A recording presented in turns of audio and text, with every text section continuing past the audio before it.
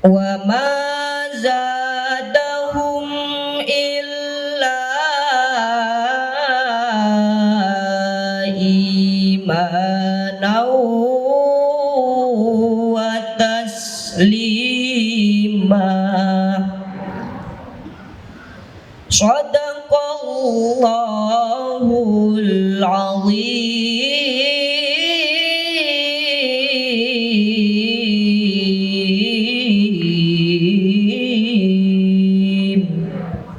Maulid tahun ini kalian bisa menikmati dan bisa meneladani dari junjungan kita Nabi besar Muhammad Sallallahu Alaihi Wasallam.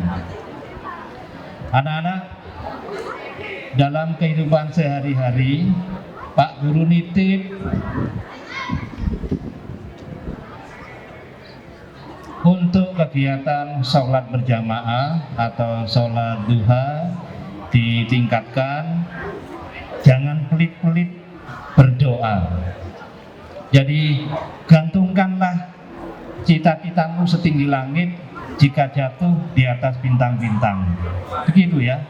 Jadi jangan cita-cita jangan rendah, jangan berpikiran nanti kalau cita-cita tinggi kalau jeblok sakit jatuhnya di atas bintang anak-anak. Sehingga kamu anak-anak berprestasi di SMP Negeri 2 Jember ini selalu mendapatkan bantuan dan ridho dari Allah Subhanahu wa taala. Yang saya cintai anak-anakku sekalian, yang sangat berbahagia sekali tentunya karena pada saat hari ini kita dapat memperingati dan dijumpakan kembali dengan bulan yang mulia, yaitu bulan Maulid Nabi besar Muhammad Sallallahu Alaihi Wasallam. Anak sekalian, salawat dan salam semoga tetap tercurahkan kepada baginda Rasul Muhammad Sallallahu Alaihi Wasallam. Pertama yang ingin saya sampaikan adalah bahwa kegiatan peringatan Maulid pada pagi ini adalah meningkatkan kembali akhlak kita sesuai dengan apa yang dianjurkan, dicontohkan oleh Rasulullah Muhammad Sallallahu Alaihi Wasallam. Innama bu'istu liutammima makarimal akhlak. Bahwa Rasulullah diutus ke dunia semata-mata untuk bukan menampakkan sebuah kekayaan ketampanan, tetapi semata-mata adalah untuk menyempurnakan akhlak manusia di muka bumi ini. Selanjutnya kegiatan ini akan dirangkai dengan kegiatan lomba kaligrafi. Kita akan ambil satu hikmah bahwa di dalamnya adalah turunnya ayat Al-Quran secara berangsur-angsur, di mana dilombakan itu dengan lomba yang ditulis sebuah kata yaitu tahlil atau zikir, alhamdulillah, subhanallah, dan lain sebagainya. Kemudian selanjutnya adalah rangkaian lomba nasyid islami, bahwa di dalam kehidupan ini bukan hanya sebuah ibadah yang kita lakukan, tapi hidup adalah sebuah seni. Maka dari itu kita mengenang dan kita melakukan sebuah seni ini untuk semata-mata syiar kita, syiar Islam di muka bumi ini. Kemudian yang ketiga adalah lomba pidato. Kita akan menjadikan siswa dan siswi kita menjadi orang-orang yang khitabah, orang-orang yang pandai berdakwah, tetapi juga pandai melaksanakan apa yang diucapkan. Tiga hal ini yang kita lakukan dalam kegiatan ini, mudah-mudahan membawa manfaat dan barokah. Assalamualaikum warahmatullahi wabarakatuh. Alhamdulillah wa syukrulillah, wassalatu wassalamu ala rasulillah Muhammad ibn Abdullah wa ala alihi wa sahbihi wa man wala. La hawla wa la quwata illa billah, amma ba'du. Samahatal kurama wal fudala, kepala sekolah SMPN 2 Bapak Udik Kristiono SPD dan seluruh jajaran, para guru, para staf dalam lingkungan sekolah yang seluruhnya saya hormati, para guru, para asatidz, wabil khusus Ustadz Zainul Huda. Benar? Oh maaf. Guru kita, pembimbing kita menuju Allah, Ustadz Zainul Hadi, yang kita kenal dengan Ustadz Rugam gitu. Semoga beliau diberikan kesehatan oleh Allah selalu dalam dakwahnya. Adik-adik yang saya cintai, seluruhnya yang hadir rahimani wa rahimakumullah. Tak lupa Bapak Kapolres Jember yang saat ini sedang dalam perjalanan, Bapak Bupati Jember yang saat ini sedang dalam perjalanan, Ibu Gubernur Jawa Timur yang saat ini juga sedang dalam perjalanan, Bapak Joko Widodo yang saat ini juga sedang dalam perjalanan. Bukan mau ke sini, nggak tahu mau kemana. Kita doakan saja.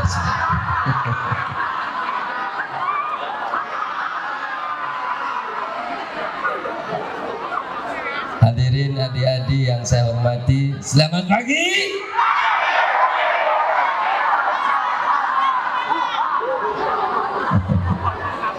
Pun lanjut, waktu saya cuma 30 menit, semoga nutut. Tema kali ini adalah meneladani akhlak Nabi Muhammad sallallahu alaihi wasallam untuk membangun karakter generasi muda yang religius. Adik-adik harus ingat, untuk menjadikan seseorang tauladan atau kita jadikan panutan dalam kehidupan adik-adik, ada syarat yang paling utama, yaitu cinta. Bagaimana kita mau mengikuti dia, bagaimana kita mau merindukan dia, bagaimana kita mau mengikuti cara hidup dia, sementara kita tidak cinta pada dirinya.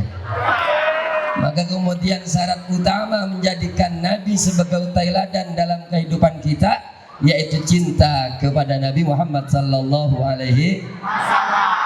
Orang kalau sudah cinta pada orang lain, semuanya jadi benar, betul? Meskipun itu salah, kadang dianggap benar.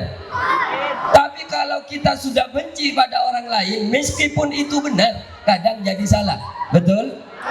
Berarti menjadikan Nabi sebagai tauladan, syaratnya harus cinta. Dalam bahasa Inggris, bahasa Indonesia, bahasa Jawa,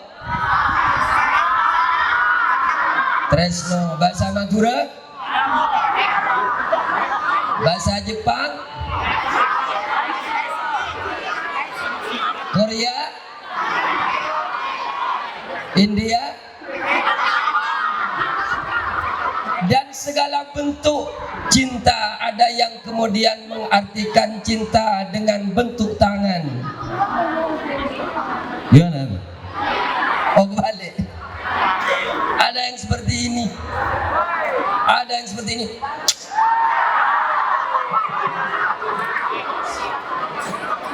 Macam-macam ungkapan cinta.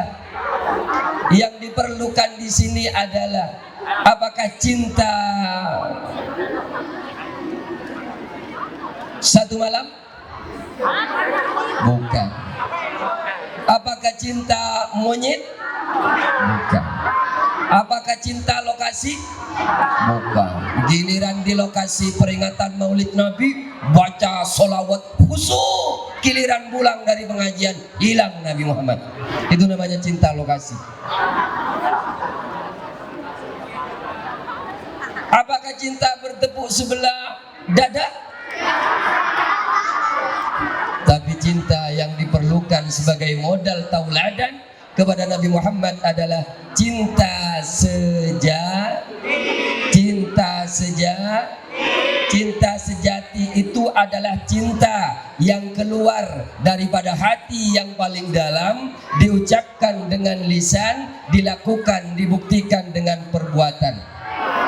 Itu kalau dalam bahasa Arab istilahnya tasdiqun bil qalbi wa talaffuzum bil lisan wa af'alum bil arkan. Dia keluar cintanya melalui hati yang paling dalam, diucapkan melalui lisan, dibuktikan dengan cara perbuatan. Itu namanya cinta sejati. Maka orang yang punya cinta sejati ini akan percaya dan membenarkan, bahkan akan berkorban apa saja untuk membuktikan cintanya.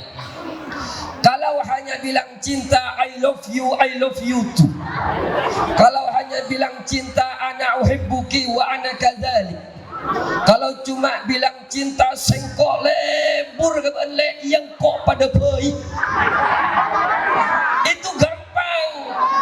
Karena itu cuma di lisan saja, tapi perbuatannya belum terbukti. Maka kemudian cinta yang sejati adalah cinta yang merakupi 3: hati, lisan, perbuatan. Dan itu sebetulnya definisinya iman. Jadi iman kepada Allah, iman kepada Rasulullah dan kepada yang lainnya, ketika hati percaya, lisan mengucapkan, amal perbuatan dibuktikan. Itulah cinta yang sejati. Bahkan adik-adik, cinta sejati itu ya kadang baru sangat terasa setelah orang yang dicinta itu telah tiada. Waduh, apalagi ditinggal pas sayang-sayangnya ya. Masya Allah. Kenapa itu begitu terasa? Karena ingat, cinta sejati itu tidak akan pernah pudar diterpa air hujan, dan tidak akan pernah goyang diterpa badai, dan tidak akan pernah hilang ditelan masanya waktu. Wah, itu cinta sejati. Maka kemudian ketika dia sudah meninggalkan kita atau tiada, cinta sejati akan terus ada. Bahkan yang ditinggalkan baru kemudian merasakan. Begitu terasa ketika dia sudah pergi meninggalkan kita. Kalau sudah tiada, baru terasa bahwa kehadirannya sungguh berharga. Itu cinta sejati. Maka kemudian cinta sejati tidak akan pernah pudar. Begitu pula juga kepada Nabi Muhammad sallallahu alaihi wasallam. Kenapa kita butuh cinta? Karena cinta itulah yang akan melahirkan kerinduan kita kepada orang yang dicintai. Kita tidak mengatakan cinta kepada Nabi kalau tanpa ada rindu untuk bertemu dengan dirinya. Maka syaratnya cinta kepada Nabi harus ada keinginan dalam diri kita, terutama adik-adik, ingin bertemu dengan cara merindukannya. Itu baru dikatakan cinta. Maka dalam setiap detiknya selalu ada Nabi Muhammad. Saya ingat satu lagu, tapi memang ini lagu dangdut, tapi saya pikir-pikir masuk juga. Dimanapun ada bayanganmu. Mana lagi? Kemanapun ada bayanganmu, di setiap langkahku ada bayangmu, kekasihku. Itulah sebetulnya cinta ketika ada dalam diri cinta sejati, rindu kepada Nabi Muhammad dimanapun dia berada, di sekolah, di rumah, maka kemudian dia selalu bersolawat, ingat Nabi, mencontoh dalam kehidupannya. Bahkan rindu kita sebetulnya oleh Nabi itu bukan sekedar rindu yang bertepuk sebelah dada, tapi rindu yang saling satu sama lain mengikat. Nabi Muhammad itu, selamat pagi. Oh, mak lemes ya. Lagi. Selamat pagi.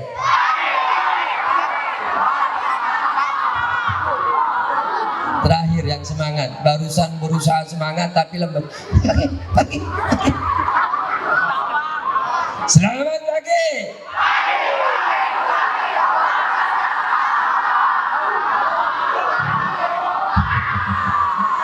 Lanjut, Ge. rindunya kita kepada Nabi Muhammad sallallahu alaihi wasallam itu ternyata bersambut oleh Nabi. Nabi itu satu ketika pernah kelihatan risau. Sahabat bertanya, "Kenapa engkau Nabi kelihatan risau? Kelihatan sedih?" Beliau menjawab, "Wadidtu anni lakitu ikhwani." Saya sangat rindu bertemu dengan saudara-saudaraku. Sahabat bertanya, "Awalaisa nahnu ikhwanak ya Rasul?" Apakah kami semua ini bukan saudara-saudaramu? Kata Nabi, "Antum ashabi." Kamu sahabat-sahabatku. Walakin ikhwani, akan tetapi saudara-saudaraku itu adalah alladzina amanu bi, orang yang beriman kepadaku, walam yaroni, akan tetapi tidak melihatku. Siapa itu? Siapa itu? Iman kepada Nabi Muhammad dan belum pernah melihat Nabi Muhammad, itu yang dianggap saudara oleh Nabi Muhammad. Siapa itu? Siapa itu? Kita, siswa-siswi SMP 4, dibilang, oh SMP 4, mohon maaf, ini saya sebentar lagi mau pindah, keinget terus. Siswa-siswi SMP.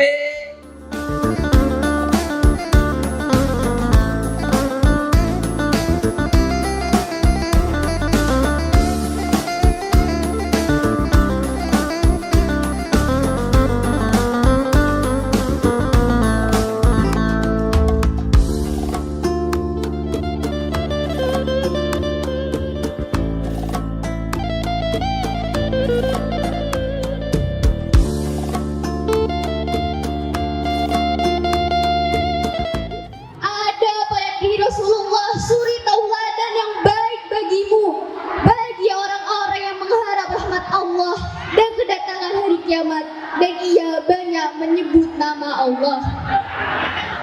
Hadirin rahimakumullah, seperti pada surah Al-Ahzab ayat 21, tentu kita sudah harus untuk mencontoh akhlak Rasulullah sallallahu alaihi wasallam.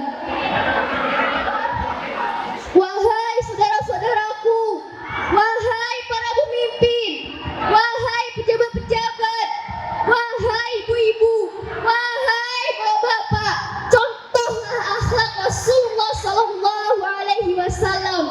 Insya Allah negeri kita aman, damai dan tentram. Alhamdulillah, sampailah saya pada penghujung pidato. Simpulan dari pidato saya hari ini adalah kita harus mencontoh akhlak Rasulullah sallallahu alaihi wasallam. Dan semoga kita bisa menerapkan akhlak Rasulullah sallallahu alaihi wasallam pada kehidupan sehari-hari. Amin amin Allahumma amin. Ana Ramizah Prasaja, syukran ala ini wa minkum wal afu minkum, khairul kalam ihdinas siratal mustaqim. Wassalamualaikum warahmatullahi